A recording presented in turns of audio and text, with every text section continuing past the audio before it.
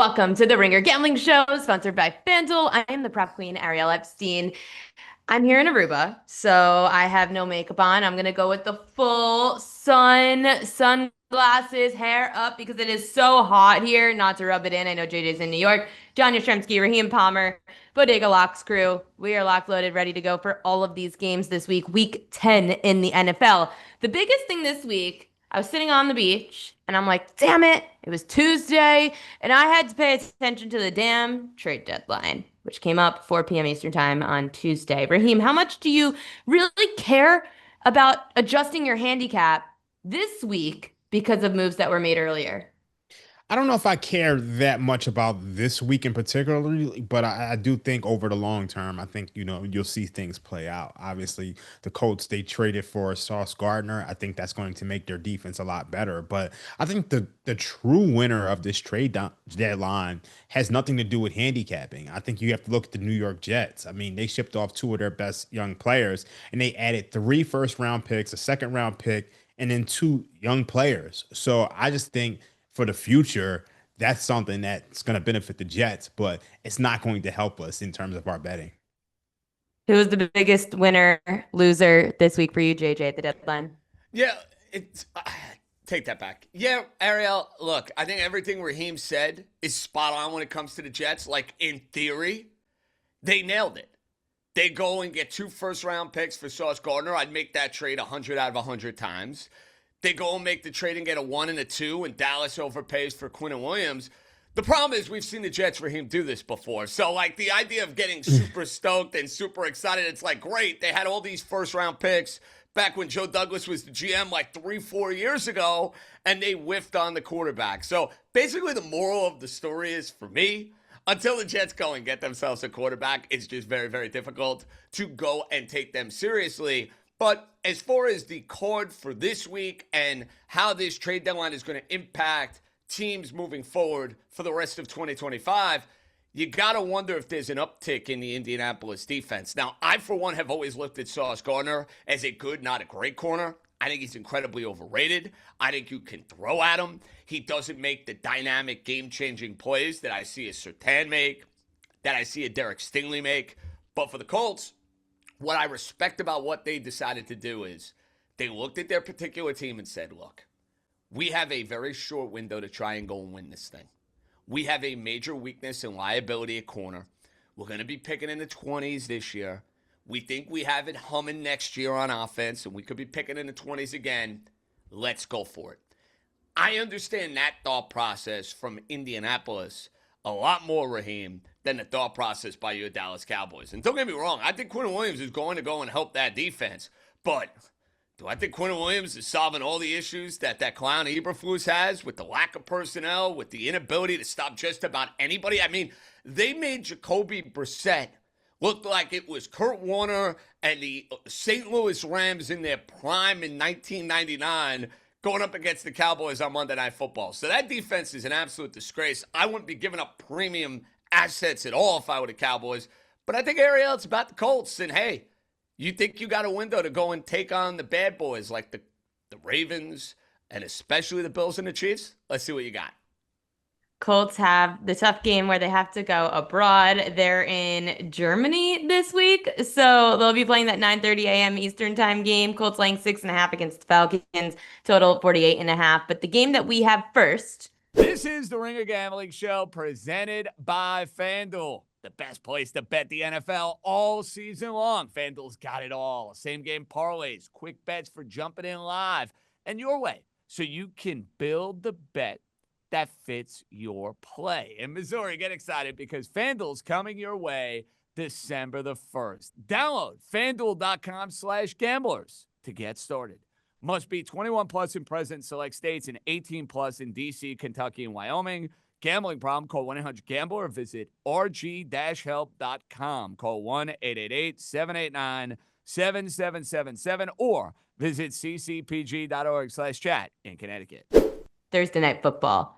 For anyone that loves any kind of gambling, this is the only way to probably really enjoy a game between the Broncos and the Raiders. And the Raiders lost in a really tough game last Sunday in overtime. Of course, you had to go for it when you're such a bad team in overtime, going for two. However, or going for it. However, Thursday Night Football, Raiders at Broncos. Broncos laying 9.5. It went to 8.5 now. Total 41.5, moved up to 42.5. JJ, are you willing to lay 8.5 with Denver?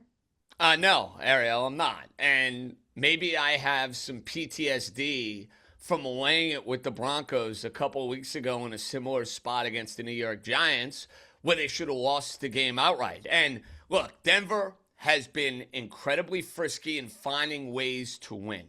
I think you have to applaud them for that. They did it against the Jets, didn't play their best. They did it against the Giants, they had no business winning. I watched that entire game last Sunday against the Houston Texans. If CJ Stroud doesn't get concussed in the first to the second quarter, yeah, I sound a little salty because I had the Texans, but I'm going to stand by this take. I don't think the Denver Broncos are winning. So what am I getting at here? I look at their offense, and to me, laying margin of this magnitude in a division game is something I'm not willing to do. Now, I understand the Raiders stink, and I know you could have a game where Geno Smith turns the ball over 3 or 4 times. Nobody's going to be shocked by that game script. But I still look at Bo Nix and I see a limited offensive quarterback. I see the return of Brock Bowers and what that has meant for the Raider offense. They've looked a lot better with their tight end back in the fold because he's making things happen. I know the Raiders have struggled to run the ball. I know they've been one of the worst teams in the NFL. I think this is a tight division game. I could have monstrous egg on my face for saying this. I'm just not willing to lay the 9.5 with the Broncos. To me, I'm They taking the did Raiders. just lose their number one receiver, though. Jacoby Myers goes over to Jacksonville. Yeah, but he Raheem. barely plays. Ariel, he's been in the witness protection program the last few weeks. Ask anybody who's got Jacoby Myers on their fantasy football team. They got Bowers back. He's their number one receiver. Raheem. Okay, so look, we know that the Broncos, they're not really a team that you typically want to lay margin with. I mean, when you look at their games, they beat the Cowboys by 20 points and they beat the Bengals 28-3. They also beat the Titans 20 to 12 in a game they didn't cover. But besides that, they've played in a lot of close games. But I'm going to lay it with the Broncos. I think this is a very easy click. When you look at the spot for the Raiders, it's a brutal spot. You're talking about a defense that played in overtime and they were on the field for 77 plays. And when you look at teams historically in this spot, you're talking 6-25 against the spread since 2000. When you're coming off of an overtime game and play on a short week, 6-25. That's 19% against the spread. So historically, this has just been a brutal spot. And when you look at this Broncos defense, you're talking about one of the best defenses in the league who can generate pressure. And we know Geno Smith this year under pressure, you're talking about a guy who has a 42% passer rating under pressure. And you're talking about a guy who also has a turnover worthy throw rate of about 4.5% this season. So I could foresee some Geno Smith turnovers. And then also you got to consider their offensive line is still banged up. They're not the same offensive line without Colton Miller. And this Raiders defense is bottom 10 in EPA per play and success rate. So I think it's a game in which Bo Nix should be able to perform well. And it's not just the Raiders on a short week after overtime. It's the Raiders on a short week after overtime flying into Mile High, who probably has, if you're looking at home field advantage in terms of the NFL, it's probably them and the Packers, two highest in the league. So I just think this is a brutal spot. I think you got to lay it with the Broncos. I think this is a rather easy click, and I also think you probably could lay some alternates. The Broncos also, it's their third game in 11 days, which is a tough spot. And I know they have scored 28 or less, 7 of their 9 games. 5 of 7 was 28 points or less. But the Vegas Raiders are going to come in tired, again, losing in overtime. And you've got a great head coach in Sean Payton who's gone toe-to-toe when Pete Carroll was in Seattle. These two guys have known each other in the NFC for years. So I would not want to be taking points with Vegas anymore. What I would do is go to the props market because you could take advantage of the Vegas secondary. So I like Troy Franklin over 17.5 yards for his longest reception. He's gone over this actually in all 4 primetime games with Bo Nix under center, averaging 23.5 yards per longest catch. He had a 23-yard catch in both of the home primetime games this year. Vegas has allowed the 5th most receiving yards per game to wide receivers this season. Troy Franklin over his longest reception, and Geno Smith, the quarterback for Vegas, under his rushing yards, 11.5. He doesn't run much on the road, averages 6 rushing yards per game on the road. At home, 14. Broncos, second least rushing yards per game allowed to quarterbacks. 8 of the 9 quarterbacks to face Denver have gone under the rushing yard prop this year. So those are the 2 different plays for props on each side of Thursday Night Football tonight. Anytime touchdown props, Raheem, did you send in your name yet? Yeah, I'm gonna go with RJ Harvey. He's I been like catching a lot of passes out of the backfield. And I don't have a lot of respect for this Raiders defense. So I think that can continue here. He's been catching passes out of backfield, scoring touchdowns in the last 3 games. So I'm gonna jump on RJ Harvey. JJ? Yeah, let's get back to good vibes for the prop prince. I'm giving you 2 anytime touchdowns. I'm giving you 1 for the Broncos. To what I like the honor. I like to give 1 for each team. That way, like anytime somebody has the ball on offense, I have a rooting interest. And I submitted for the graphic former Giant, former Jaguar, Evan Ingram, who has started to develop more and more of a kinship and a camaraderie with Bo Nix. I saw Evan Ingram a little under 3-1. I'm a sucker for the tight end. I also would take a look at Courtland Sutton. That's not what I'm giving out, but he's coming off a couple of dud games where he hasn't been involved nearly enough within the offense. I think that changes in this game against the putrid Raiders secondary, which you hit on, Ariel. But my other anytime touchdown, there is going to be so much focus for Denver, especially if Vegas is in the red zone. Hey, we're putting 2 guys on Brock Bowers. We are not letting Brock Bowers go and beat us, and I have to imagine that from, a liability standpoint, the books are going to get slaughtered if they get a Brock Bowers touchdown. Like, I have to imagine, big game last week, everybody watched Bowers destroy the Jaguar defense. Bowers anytime, Bowers over yards, Bowers over receptions. We're going to play it every which way. Let's take the other tight end for Vegas, Michael Mayer, the former Notre Dame Fighting Irish tight end. He's not going to get a ton of yards in this game, but you get inside the 10-yard line, 2 guys drift to Brock Bowers. You mentioned Ariel. No Jacoby Myers. Maybe see a little bit more double tight end set. Let's take Meyer at like 5-1. Juicy price. So I'm giving you 2 tight ends. Evan Ingram for Denver. Michael Meyer for the Meyer, whatever the hell it is, for the Raiders. Let's go. 11 personnel. That's what JJ's rooting for. 11 personnel. That's right. I'm rooting for the big guys. The big guys. Yeah. Big guys, tight ends. Any thoughts on the total, Raheem? This one's tough for me. I don't have anything on this one. So JJ? I haven't, I want to hit a prop that I'm playing, Ariel, in addition before we get to the total. Courtland Sutton, 60-plus receiving yards, plus 102. They have the alt receiver market on FanDuel. That's one I'm getting on board with because I think this is the sort of game where Sean Payton is stressing to Bo Nix, hey, he's your most dynamic wide receiver. Let's not lose him the way maybe we've lost him in a couple of these games. Hey, last week you're going up against a top-notch secondary and some top-notch corners for the Houston Texans. So let's take Courtland Sutton, even money, 60-plus receiving yards. I think he has a very productive game. This total at 42.5, though, Ariel. Oh, my goodness. Raheem nailed it. Do you really want to get in front of this wagon? It has Thursday Night Football written all over it. Yeah, you would think so, right? Like, Raheem, weigh in on this for me. Don't you get the sense because of the prowess of the Denver defense and the fact that this is a Denver home spot that most of the action is going to come in on the under for this game? I got to assume that's the case. Well, FanDuel is juiced at minus 112 for the over. The problem I'm having with this is that I think the Raiders defense has worn down.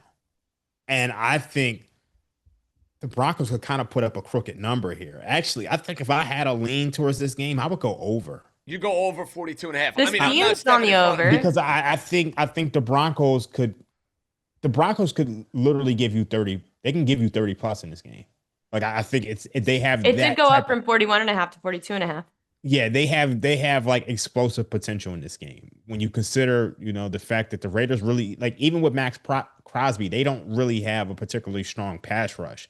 And you saw towards the end of that game, the Raiders defense wore down against Jacksonville. And Jacksonville, they were able to run the ball with Travis Etienne. And I mean, look, the last 4 or 5 drives from Jacksonville, they went up and down the field and scored.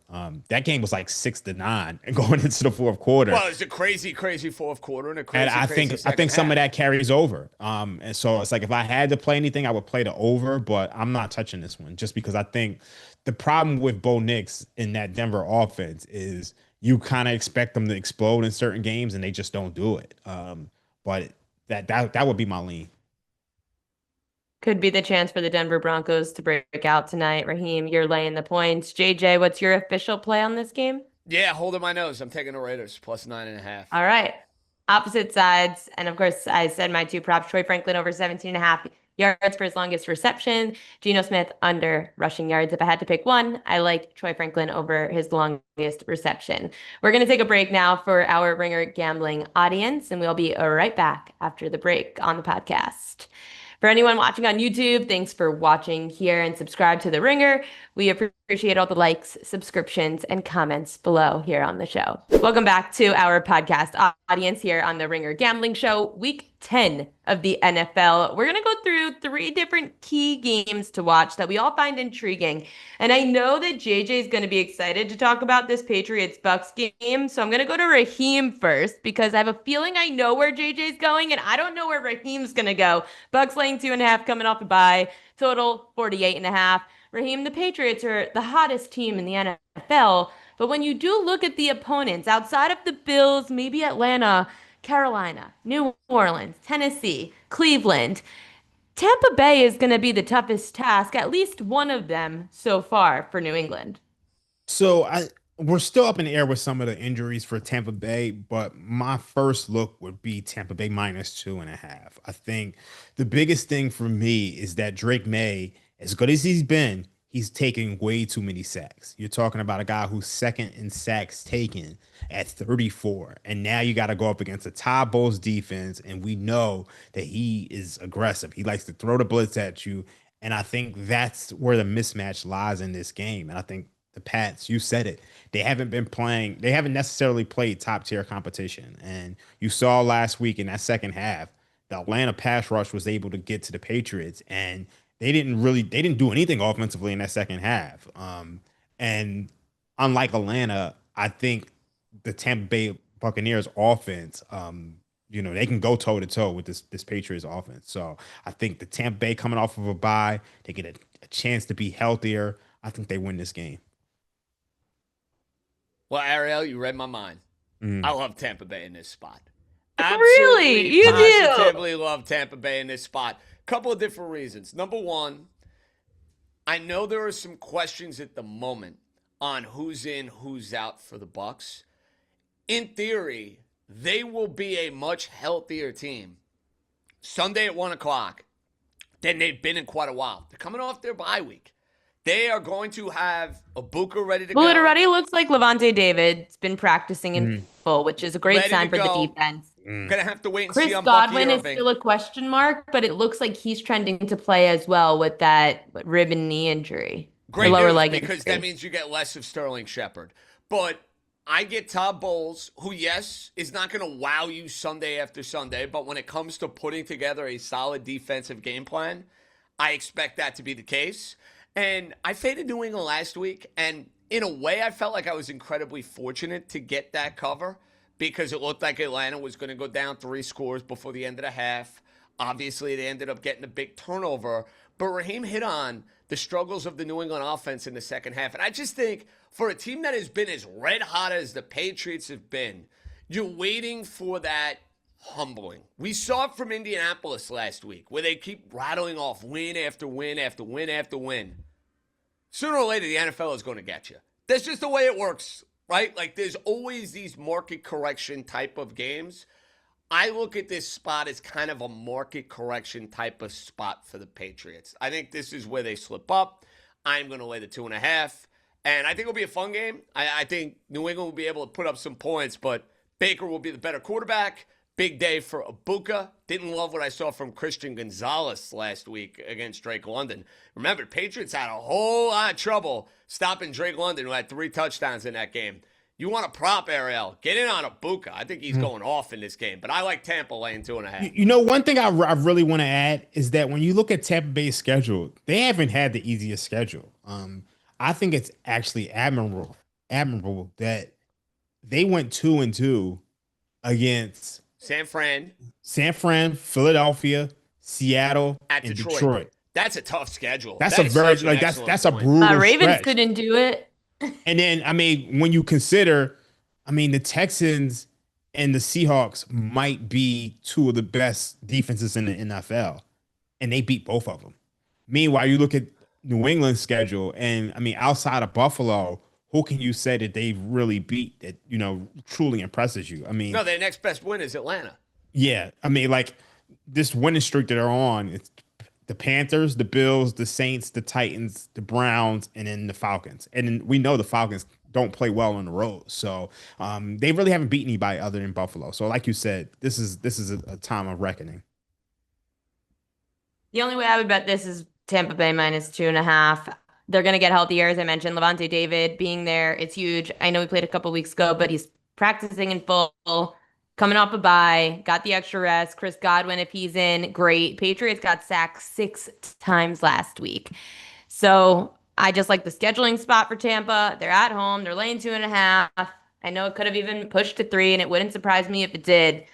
A lot of respected people I know are on Tampa Bay as well. Patriots, their strength of schedule, it's just not strong enough for me. I know they've won 6 straight, but that was against Carolina, Buffalo, New Orleans, Tennessee, Cleveland, and Atlanta. Tampa Bay is so much tougher of an opponent, so I'm going to lay 2.5. I love the way Tampa. you said that so casually, by the way. Respected people I know. I just love that. Talk about, that was like a humble flex. I don't know what's more of a humble flex, that or the vacation attire that you're rocking, trying to make everybody jealous of the fact that I we're haven't not at shown the you beach the at the view moment. yet, so Well, that's, I was going to say, I haven't we'll humbly show that at the flexed. end of the show for anybody I could who's humbly watching on flex for Spotify. breaking even after going toe-to-toe with the blackjack dealer last night after losing a lot of money really quickly night 1. Decided to take a little break, then went toe-to-toe with the dealer last night, and we broke even. It was great. It was great. It was a long road to fight back from down low, but we came up back to the surface. And it seems like the San Francisco 49ers, every week, I think that they are getting dug deeper into the ground. And every time they find a way to resurface and make it a game. They've got a huge division rivalry coming up with the Rams. It's Rams who minus 3.5 moved to minus 4.5 on the road in San Fran, total 49.5.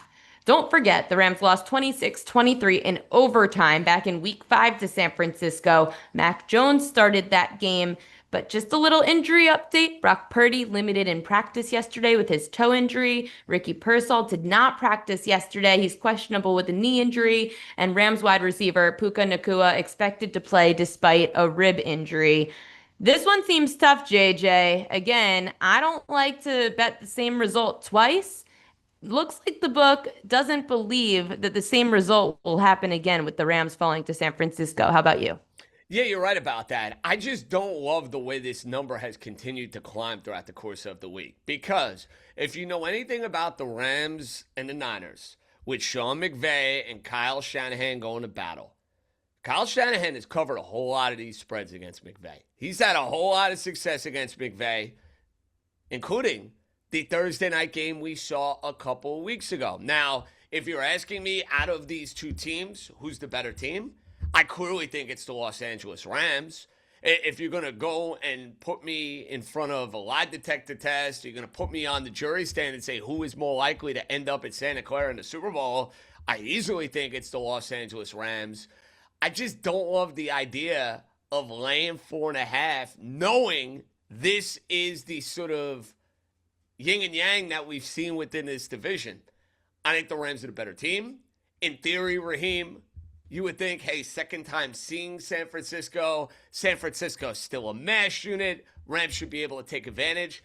A lot of weird and wacky things happen in these games. So I think at that 4.5 number, it has me a little queasy. I'm staying away from this one. If I had to make a play, I'd hold my nose and take the Rams, but I do not feel great about it. I'm just telling you right now. There's too many trends that support San Francisco getting points. That's all I'm going to say. So my model is just dead wrong about San Francisco at this point in time. It's just like you almost can't even trust the number on them. But the problem with the 49ers, and I don't think you can back the 49ers at all in this game. And I know this number has gone up. Well, actually, it's still 3.5, right? We still. I saw 4.5. 4.5. Oh, we're at 4.5. Okay. Yeah. I had to refresh my screen, but at 4.5, I mean, it's kind of a tough click at 4.5, but I think you got to lay it with the Rams. I think this is the right number. Obviously, on Monday's show, I gave out 3.5 on the Rams. The 49ers have absolutely no pass rush at all. They're dead last in pressure rate. They're dead last in sacks. They have 11 sacks all year. You lose Nick Bosa. You lose Fred Warner. You lose Bryce Huff. And now you lost Michael Williams, star rookie. So you're not going to be able to generate any pass rush at all. And you saw it in the games against Houston. You saw it against the Giants. Obviously, they beat the Giants, and I think that had a lot to do with more with the Giants than the 49ers. But I think this is a spot where I don't know how the 49ers get a stop. Like, I think this is another game in which you could almost lay alternates with the Rams, because ultimately, whether the 49ers cover or not has a lot to do with their offense.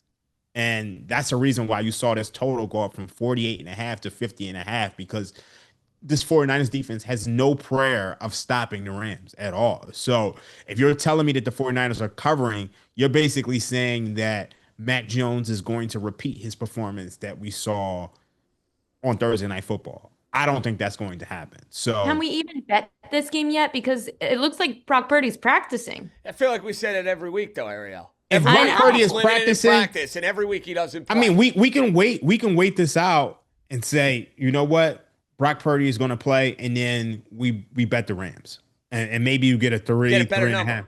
Mm-hmm. Yeah, but I think this is almost a smash spot for the Rams, just because I just don't know how they get any stops. Like, what is actually their team total? I think that's something that's very interesting to me, because I do not know how the 49ers are going to get a stop here at all.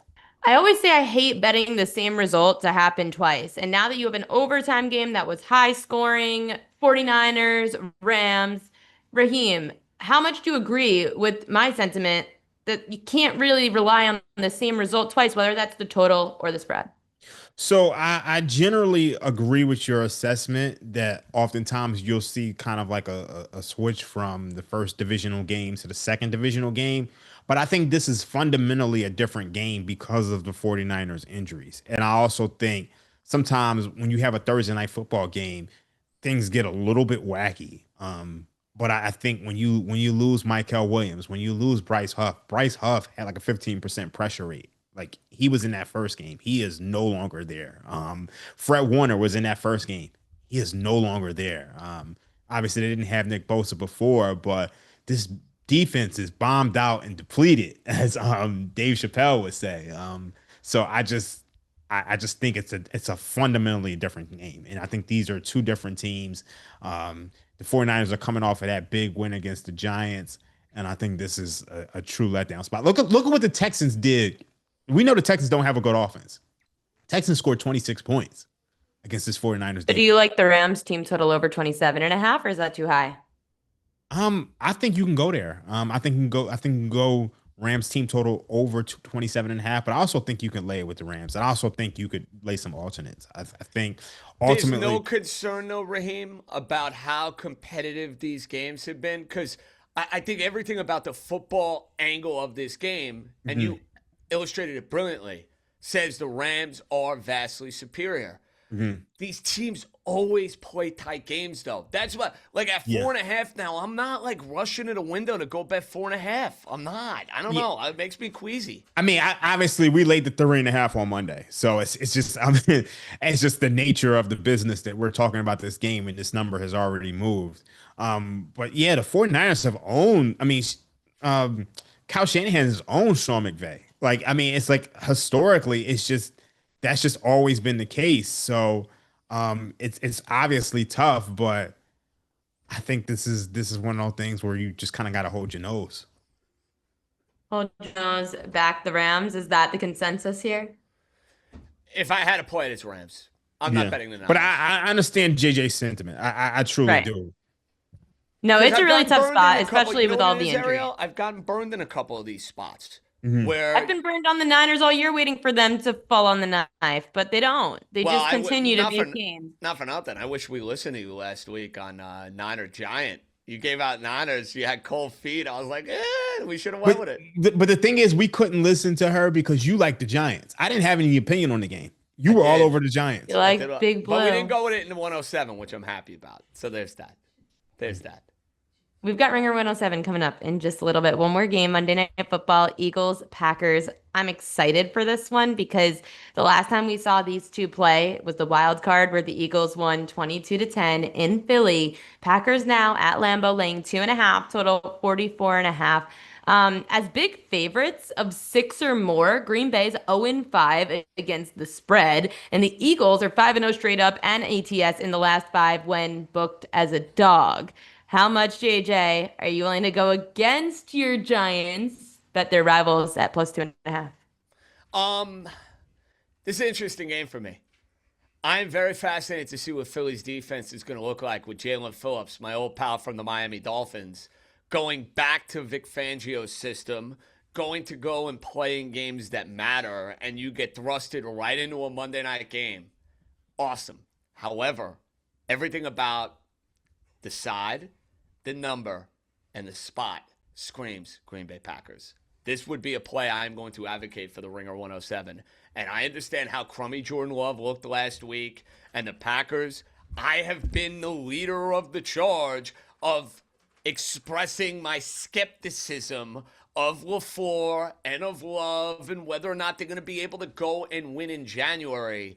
But their defense balled out last year in that game in the playoffs. You throw in the revenge factor of losing that game in the playoffs. Bad game from Jordan Love.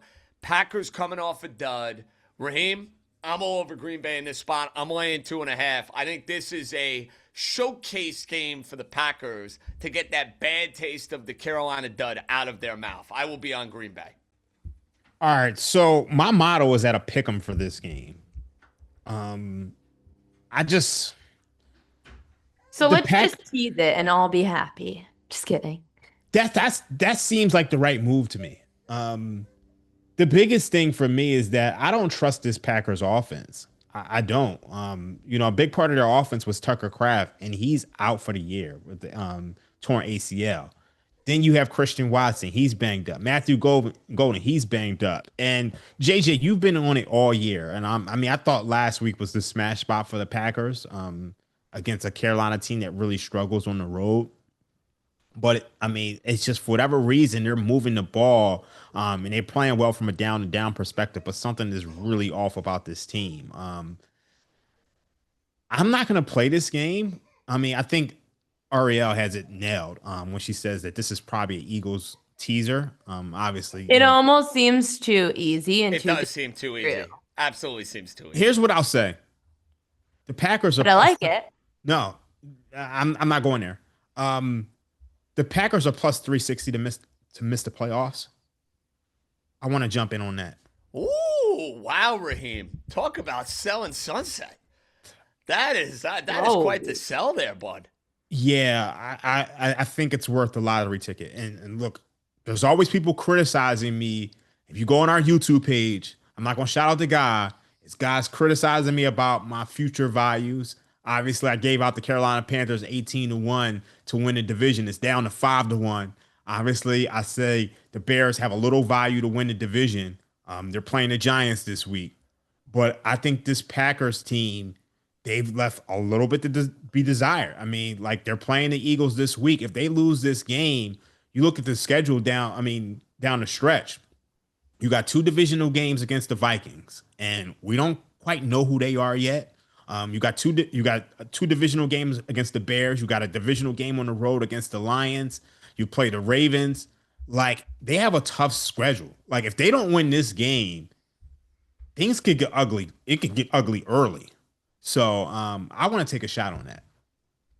Especially losing your tight end and Tucker Kraft, like you mentioned, for the year with that torn ACL. It looks like the Eagles getting A.J. Brown back this week. Saquon Barkley, my guess is he would play, but we've got to watch Saquon. He's got a questionable tag on him. For me, I'm going to look throughout the week, and the Eagles at +2.5 almost seems too easy, but I love it as a teaser. If we don't see that move off to, if that line doesn't move off 2.5, then I think it's even fishier. But if we do see some teaser protection coming down the stretch of the week, the way that the books like to move the lines, then maybe that is the right play. But again, just seeing the Eagles 5-0 straight up and against the spread the last 5 times they've been booked as dogs. I like the Eagles this week. I don't trust those Green Bay Packers. And Jalen Hurts has been playing well. Very well. He's played very well. Like, I mean, right now, as much as we talk about Jalen Hurts and how he needs to step it up and he's not this quarterback, he's playing better than Jordan Love right now. No argument. No argument. So everyone kind of leaning towards the Eagles. Everyone having trust. Okay. Not me.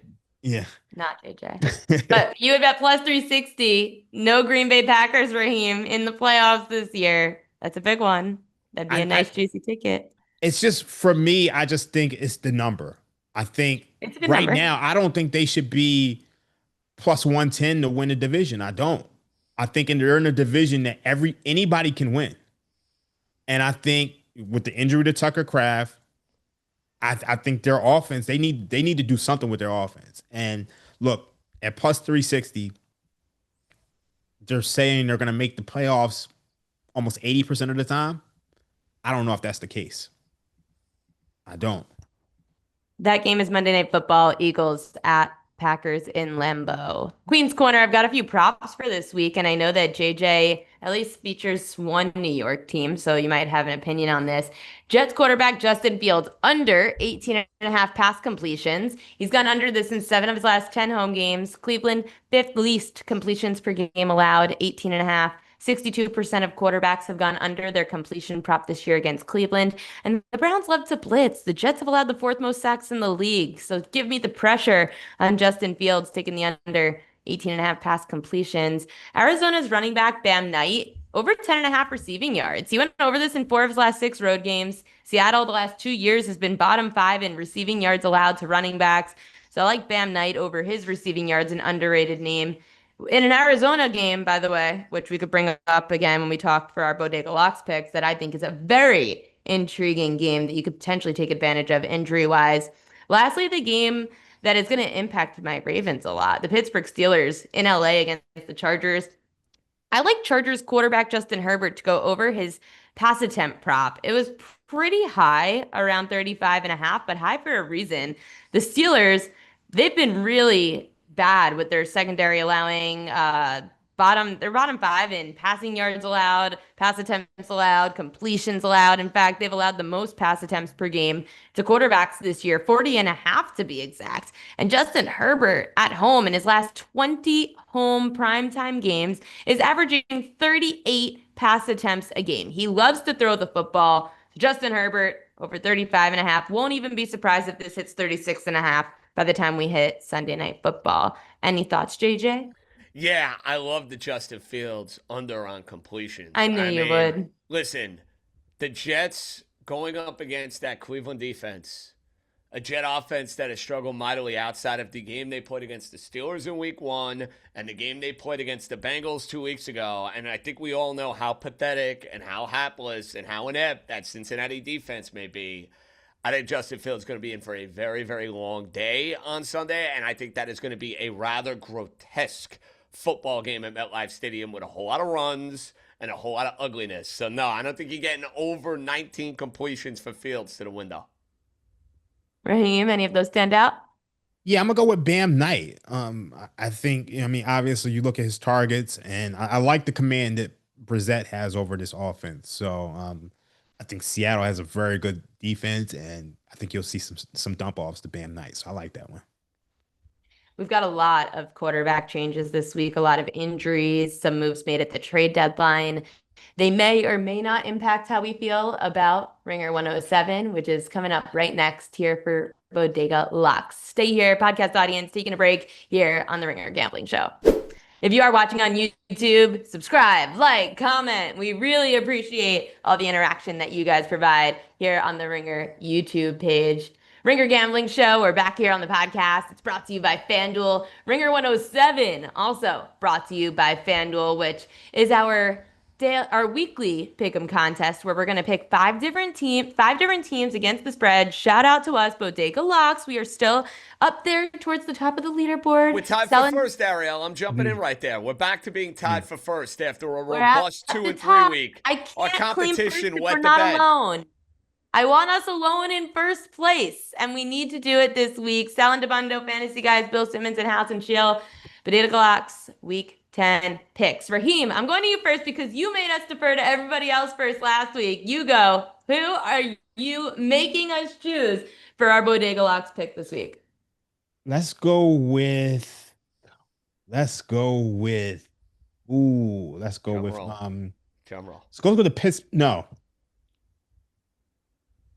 with the Pittsburgh Steelers +3. Woohoo! I think the biggest thing about this matchup is, and I actually no, there's not a +3 available.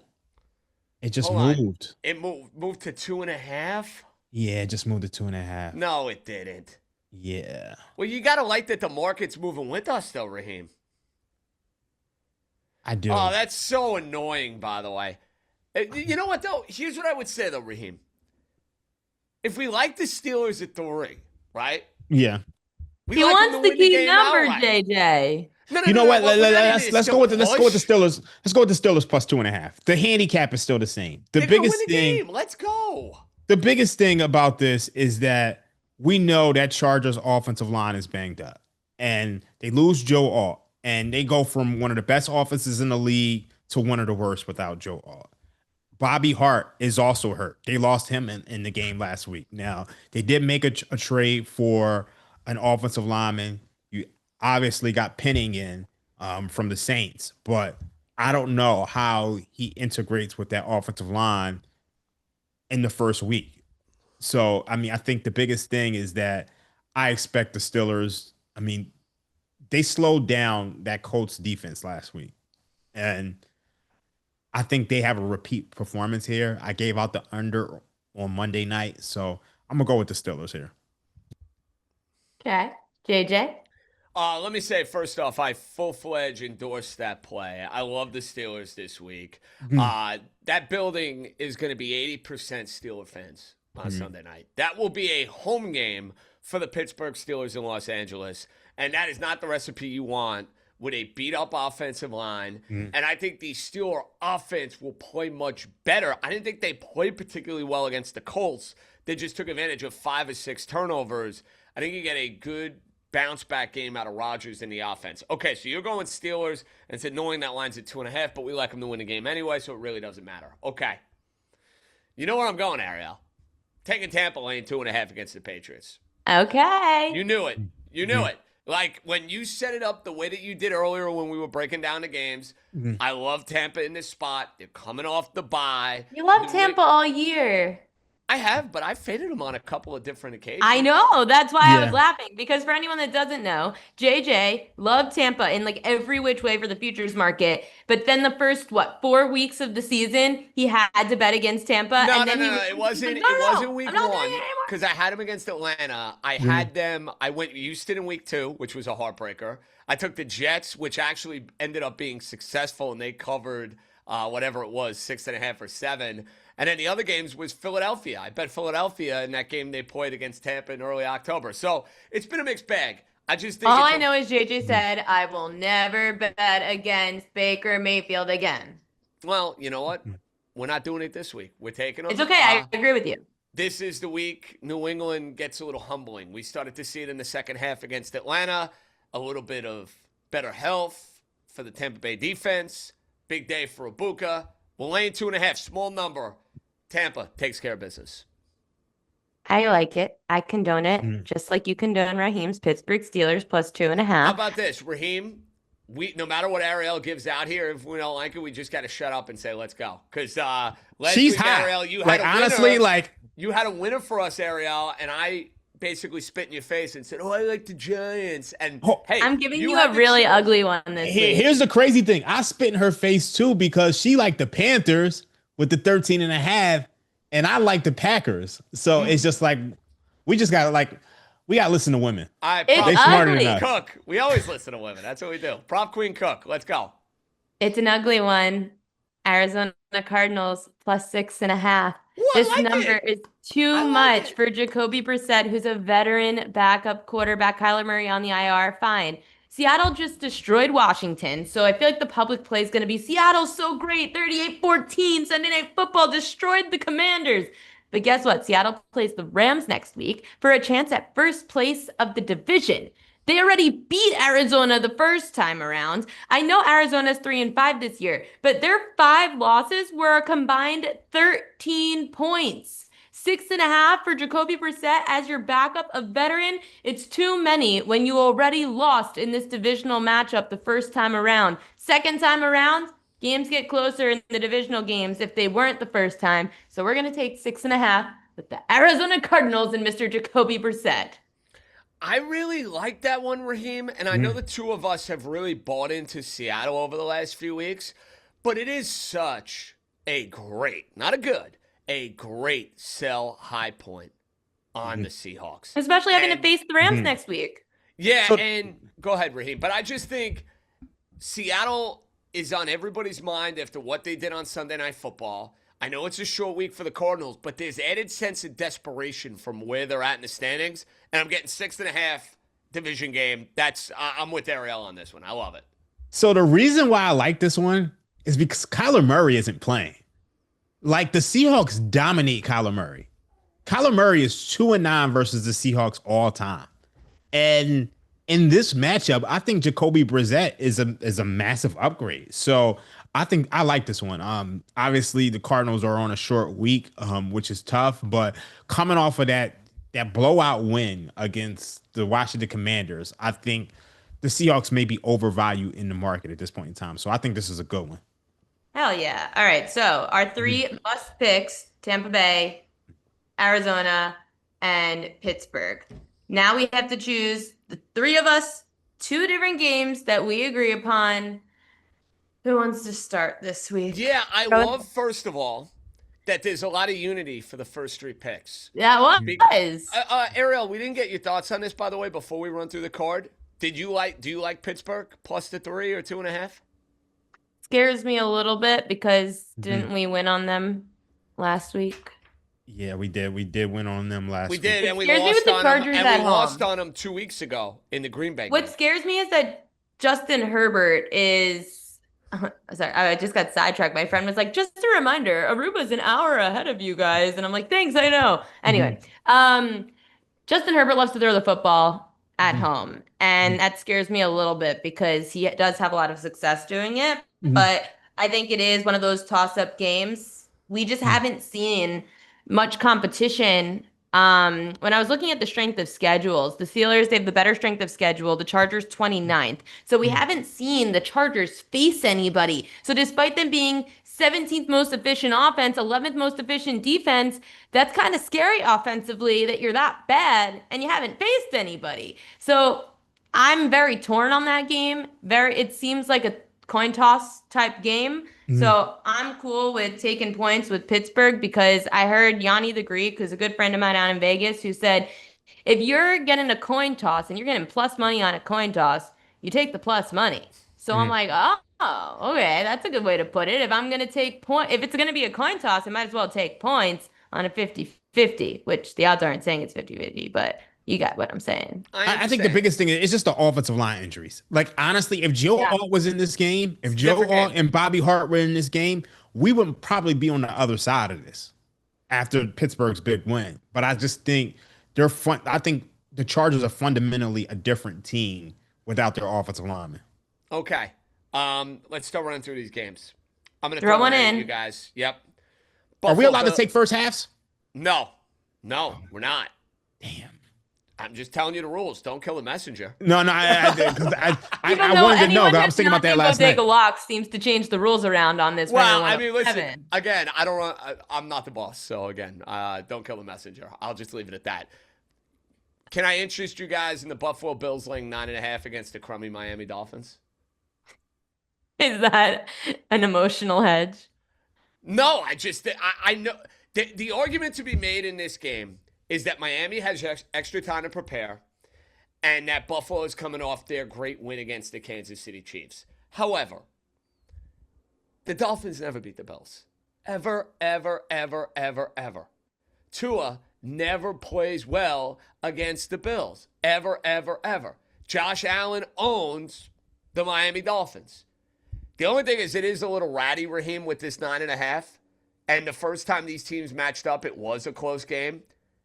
To me, this is I'm throwing it out to you guys because it is my team. To me, this is a Bills or pass spot. So, all right, look, there are 3 teams who traded away key pieces this week. If you look at those teams, the Miami Dolphins, you trade away Jalen Phillips. I mean, I think that makes their defense much worse than it already is. I was going to say, it stinks anyway. That's the only You thing. look at the New York Jets. So They've traded a bunch of people. And Quinnen. Yep. Yeah, and Quinn.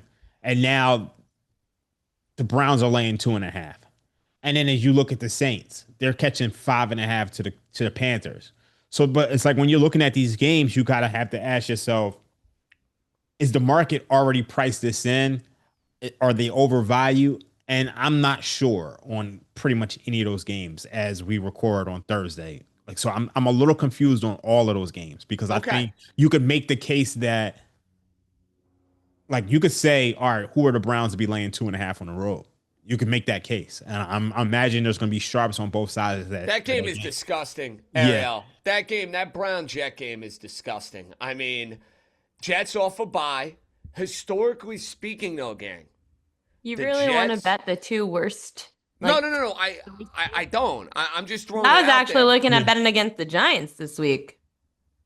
Oh, I kind of was going to make The Bears laying, the the Bears, the steam's on the Bears, -3.5 to -4.5. You're going up Got against as high as 5.5 though, Ariel. Now it's down to 4.5. Got to 5.5. I kind of think Ariel is right. Like I'm kind of like, and you guys know the other day I said the Bears got a real shot at winning this division. And I think the Giants may be reaching a point where they just might be dead on arrival. Their run D sucks. And DeAndre Swift, if he does play and is healthy enough to play, he can destroy the Giants' second worst run D in football against running backs. They've allowed the second most rushing yards per game to the position at 121 rushing yards a game. DeAndre Swift healthy, that's very dangerous. I'm interested in that one. Like that has me intrigued. I got one I want to throw out. So I know we're not doing any international games, so we could throw out. Yeah, Colts. after what happened to our Jaguar disaster, We're not doing. I do like the Falcons. Of course he does. He's gonna go back. JJ's like the literal biggest hypocrite. You made the rule. Hold on a second. I did make the rule. You made the rule.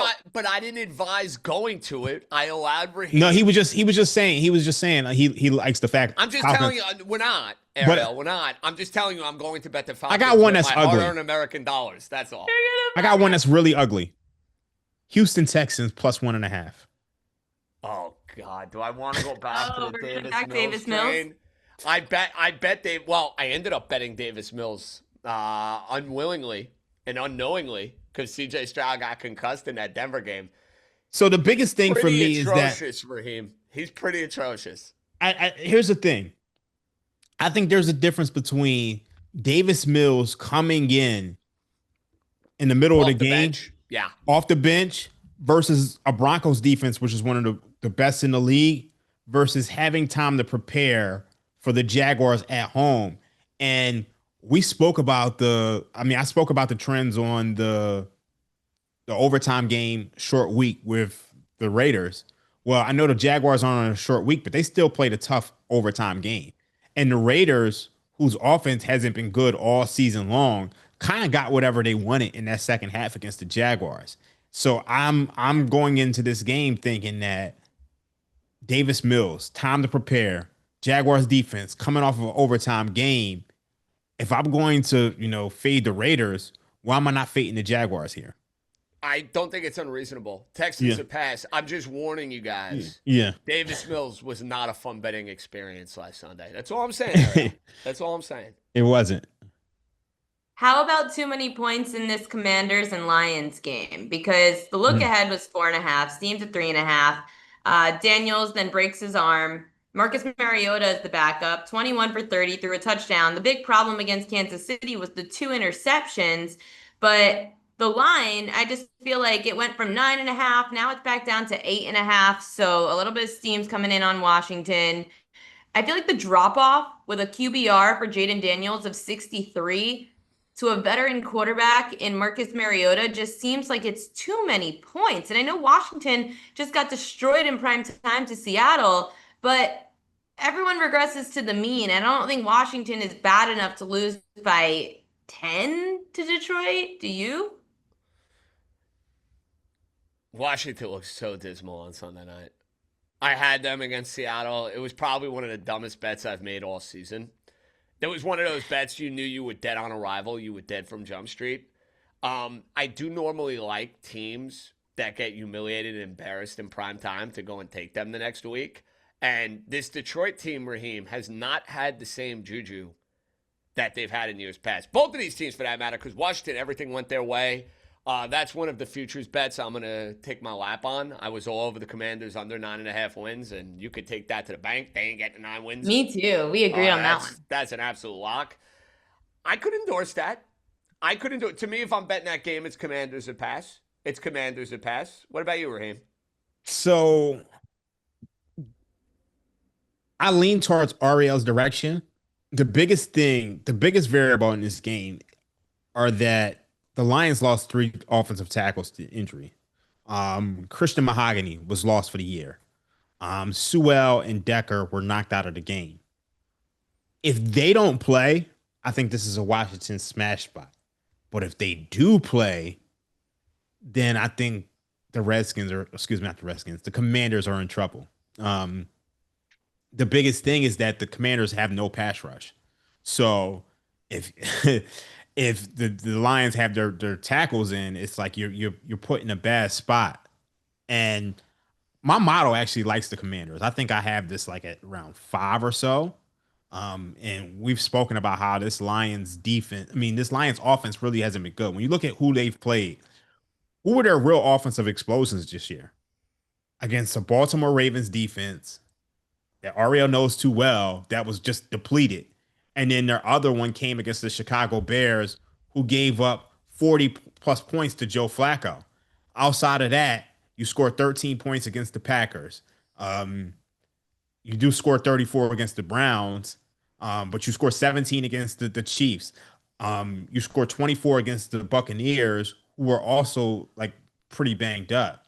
So it feels like this is a team that kind of beats up on bad defenses, and the Commanders just might be a bad defense. So I'm not crazy about this one. I'm gonna be honest with you. This was kind of one I kind of want to stay away from.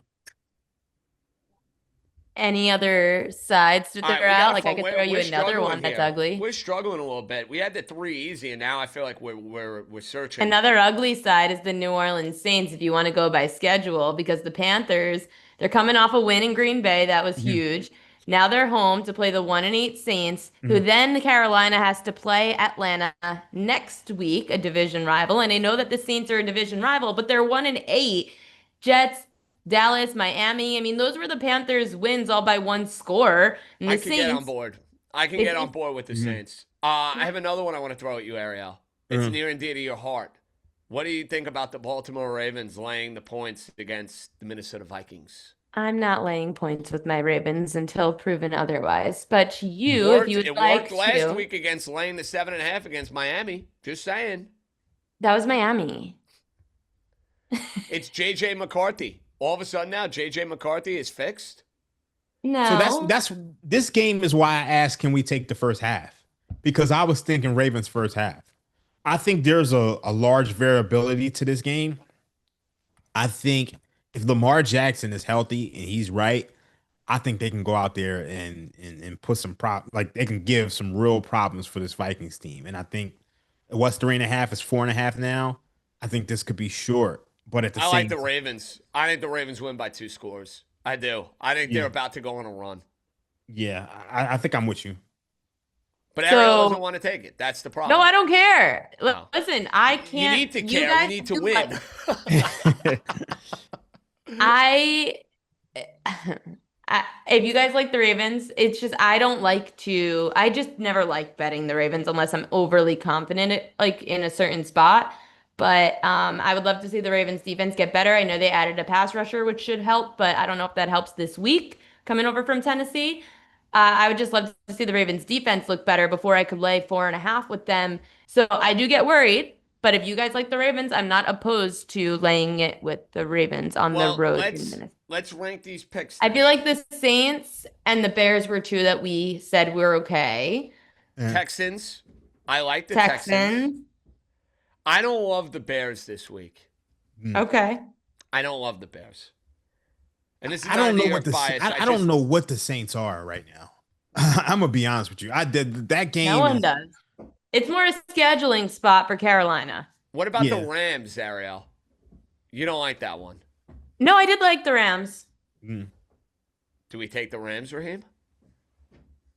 I like the Rams. All right, so let's rank these. Yeah. We got Rams, Washington, Houston, New Orleans, Chicago. I'm ranking Chicago last because I don't like that play.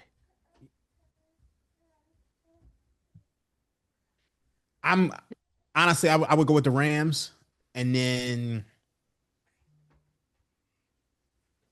Washington? Or no, you didn't like Washington.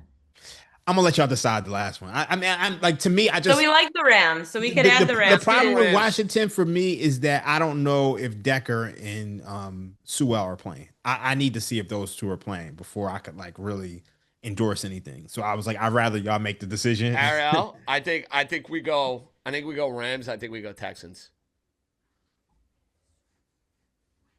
If you want to back Davis Mills, okay. But honestly, Ariel is hot, so we should probably just ride her. Ariel? I don't like the Texans. All right, then it's out then. Fine. You like Washington, don't you? I like New Orleans. I like Washington. What do you like more, Washington or New Orleans? Because I like both. To Raheem's point, it's hard on Washington right now, not knowing about Detroit and some of their start and who's going to start for them. So I guess we have a little bit more knowledge of what we're betting here in this NFC South disgusting game. Just backing a spot that's going to be really tough for Carolina, who's laying 5.5 at home against the division rival after just upsetting Green Bay as double-digit dogs to then have to face another division rival next week against Atlanta, which means a lot more than facing a one-win team in New Orleans. All right, it's Tyler Show though. I mean, Shook though. That's the one thing. It's like, what is he? The Shook. Yeah, like what is he? The Shook. What are you back in the Mills or the Shook? Oh baby. If I had to choose out of those, I would go with Washington. Just because I think the Saints, it just feels like they've reached a point to where they're dead on arrival. Did we all feel a certain way about that Eagles-Packers game? No, I like the Packers. JJ likes the Packers. On board. Sorry. Okay, that sucks. Yeah, if I had to choose between the Saints and Commanders, I would go Commanders. Fine, let's do it. Stay hot, prop queen. Commanders? Yeah. And Rams. Okay, so Commanders plus 8.5. Yeah. We've got Steelers plus 2.5, Tampa minus 2.5, Arizona plus 6.5, Rams minus 4.5, Commanders plus 8.5. That's pretty well rounded. Yeah. It's a well-rounded card. Tough week finding 5. That's the moral of this story, gang. Very, very tough week finding 5. It was tough last week, too. I feel like all these weeks, especially with so many injuries on the slate, it's been really tough to get a good gist for these. But we've got 5 locked in for Bodega Lock. Springer 107 was brought to you by FanDuel. And remember, odds are subject to change.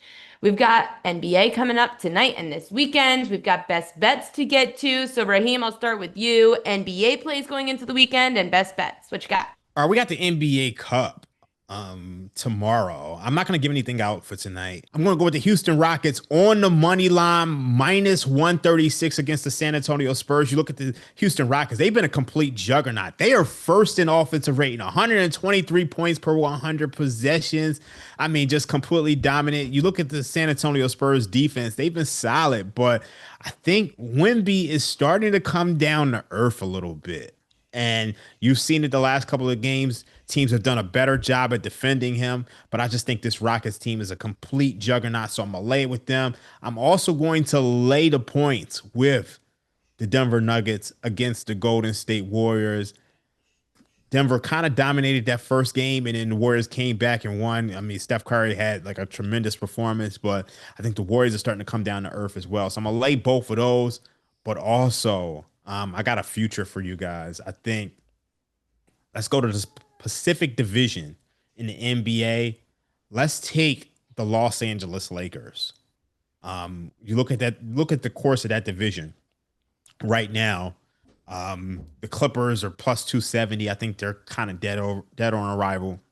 You look at the Kings, they're not winning. The Suns, they aren't winning. So basically, it's a two-team race between the Warriors and the Lakers. And I look at this Warriors team, and they're depending on two older guys in Steph Curry and Jimmy Butler. And I think the Lakers, they have an MVP caliber player in their prime and Luka Doncic. You obviously have Austin Reeves, who's playing out of his mind. And LeBron James is going to come back at some point. So I think the plus 170 on the Los Angeles Lakers, it's a pretty good bet to win the division. If you want to find a parlay piece with that, you could probably do that. But the Lakers should win this division. Yeah, I saw LeBron 1 to 2 more weeks, then they can expect him back for the Lakers. Anything in the NFL, Raheem? For NFL, I mean, obviously we have our Sunday NFL Ringer pregame show, so I'll be saving a lot of picks for that. But for tonight, we're gonna lay it with the Denver Broncos minus 8.5. We got a better number now. JJ, best bets? Mm-hmm. Yeah, I'm taking the Raiders. Hold my nose, plus 8.5 against Denver. Just way too many points to lay for a Bo Nix-led offense. My anytime touchdowns, Evan Ingram, Michael Mayer. We're going with Mayer. I think that just sounds better. Sorry, Notre Dame Fighting Irish fans. We're rolling with that. And then, as you know, Ariel, Sunday, 1 o'clock, Tampa Bay Buccaneers laying the 2.5 against Simmons, New England Patriots. My best bet of the night is going to be that longest reception prop. I'm going over Troy Franklin over 17.5 yards for his longest catch. He's gone over this in all 4 primetime games with Bo Nix under center, averaging 23.5 yards per longest catch. He had a 23-yard catch in both home primetime games. Vegas allowed the 5th most receiving yards per game to wide receivers this year. Troy Franklin goes over his longest reception prop. Everyone else will be on Cortland Sutton, but it's really been Troy Franklin who has been going over, especially in Mile High. Now, I've got to get to bingo, which starts in about a half hour from recording this show. I've also got to hit the blackjack tables. I mean, enough. Listen, nobody's living better than you. I right didn't now, say Ariel. I'm hitting the beach. I mean, you got But the I'm gonna do beach, that the too. golf course, the sunglasses. Must be But nice. guess what? I made time for you two this week on You this did. tropical. We appreciate that. And that's why we love you. I understand. Thank you. For John Jastremski, Raheem Palmer, on the prop queen, Ariel Epstein here on the Ringer Gambling Show. Thanks so much for tuning in. Next Ringer Gambling Show is going to be tomorrow, Friday. Cousin Sal, Danny Heifetz, and Anthony DeBundo. For me, the prop queen, Ariel Epstein, and Raheem and JJ, FanDuel, thanks for sponsoring us here at the Ringer. We will see you guys next week. Good luck to your bets.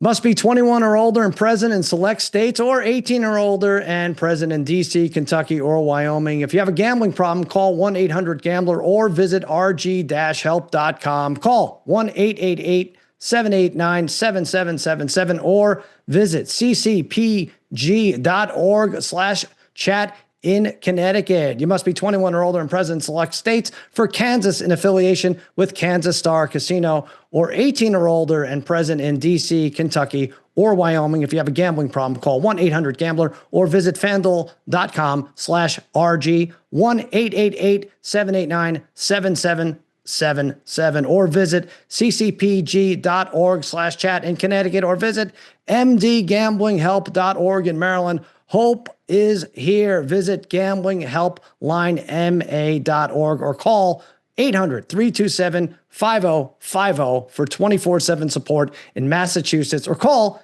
877-8-HOPE-NEW YORK or text HOPE New York in New York.